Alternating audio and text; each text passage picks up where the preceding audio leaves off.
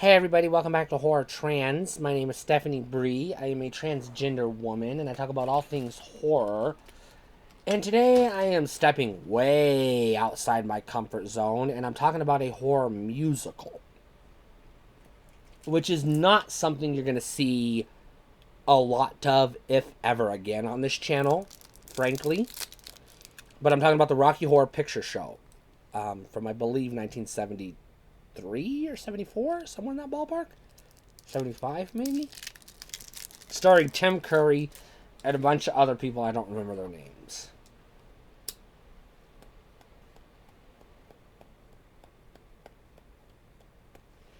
So, before I talk about the movie itself, I want to spend a minute or so, not too long, talking about my personal relationship with this movie. Obviously, I am a transgender woman and I am queer, bisexual.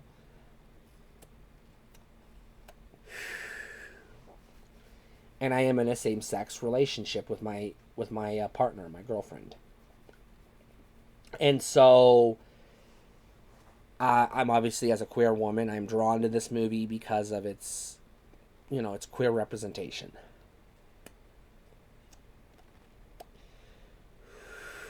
And yes, as a queer person, I have an affinity for musical theater.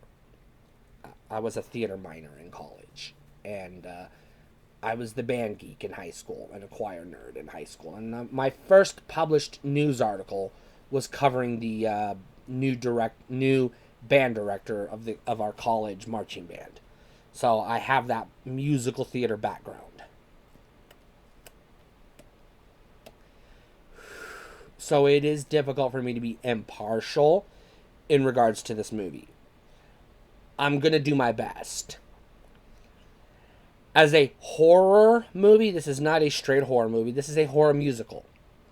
And I do not classify this as a horror comedy because the comedy of this movie is incidental. And what I mean by that is this is a musical, first and foremost, a horror musical, first and foremost. The comedy is a mixture of comic relief as well as absurdity. So part of the plot of this movie is they are transvestite, sexually ambiguous aliens from a planet called Transylvania.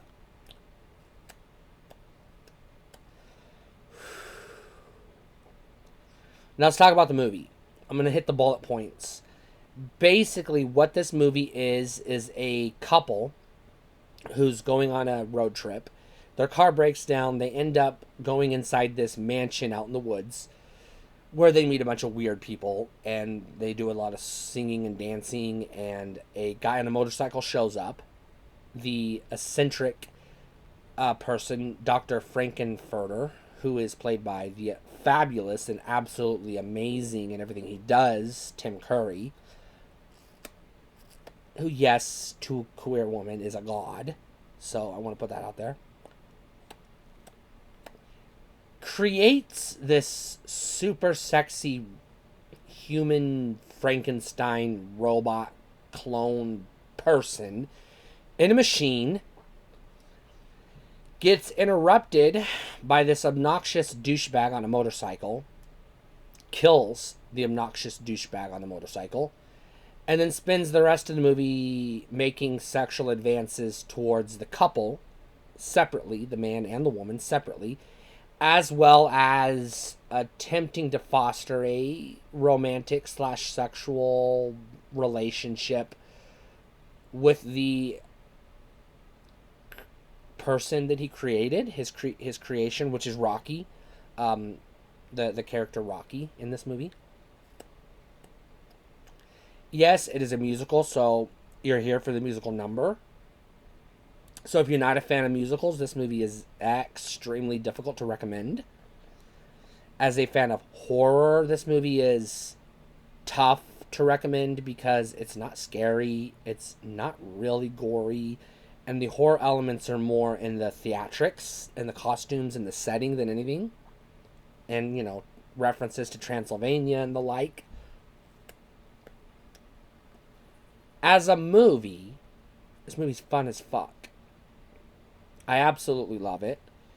I highly recommend it, and I do recommend this as a buy. And the reason I recommend this as a buy is because it's so out there, weird as fuck, that it works if you don't mind, almost as a B movie. It is one of those, yeah, it's tremendous fun. And if you enjoy B movies, which a lot of B movies are horror films, or kind of sort of horror in their own respects, this works as a B horror movie. In its own way. It's not its intention. Its intention is to be a musical. And to that, it is a damn good musical. Once you get these musical numbers in your head, you will never get them out of your head, hard as you may try. Which is a good thing, because they're fabulous musicals. Or, excuse me, musical numbers. This movie does have a tragic story. And so it does have an emotional ride to it, which makes it compelling and interesting.